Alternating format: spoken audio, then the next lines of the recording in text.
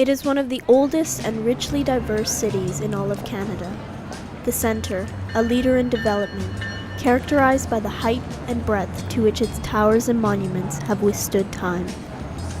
However, a rising awareness of the city's structures, forgotten and decaying amidst the underground world, has combined the cause of preserving history through artwork. An artistic movement has begun, inspired by an infiltration of these abandoned structures, left and forgotten by society over time. What do you find most aesthetically pleasing about the abandonments you photograph? What do you tend to look for? Well, I'd been a photographer for probably 3 or 4 years, photographing mostly street life and architecture, exterior architecture. And when I decided to start taking up urban exploration as a hobby, photography came right with it. I mean, it was a logical. I was already doing photography, and so this just sort of came along with it. It was an obvious connection. How was the DKPG founded, and what is its purpose? The DK Photo Group is a small group of 6 like-minded, higher-end photographer explorers, and our goal is to, get into spaces, abandonments, photograph the hell out of them, and then sort of bring those photos to the public through gallery shows and other public venues, with the hope of showing people the history and the beauty of these once great spaces. What are some of the hazards you face while exploring abandonments?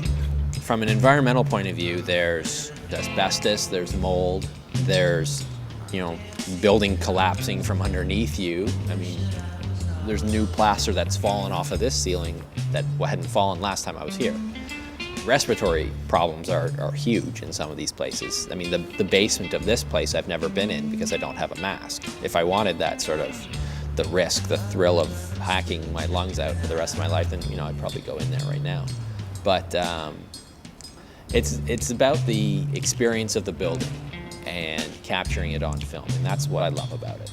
Other hazards are, running into crazy homeless people sometimes, or running into the occasional criminal. Who knows what you're going to find? I mean, you never know what you'll find until you get in. I like sort of office decay and retail decay, especially peeling paint and rusty radiators and things like that. Even though this place would have been breathtaking when it was fully intact and fully operational, I mean, these giant skylights they're absolutely magnificent with a lighting system built in for night, and the detail in the plaster work and the crown molding is just absolutely spectacular. But when it's decaying, it's on a whole other level. It's got color that was never there before. It's got texture that was never there before. So yeah, it's just wonderful. What would you like to see happen to these abandoned buildings in the future? Well, they should be respected as part of history and shouldn't be torn down, but they can't be left like this. Ideally, I'd like to see them left like this, but conversion into a museum or lofts or something where the building maintains its original structure. After seeing your photos, what would you like the viewer to come away with? Showing the world the beauty that most people don't see. A world within a city that people pass by every day. There's perfect examples of it around us. A world where history has sort of frozen, but while it's frozen in time, it's still being affected by the passage of time. And just like people to realize that there are points of interest and there are things that should be preserved.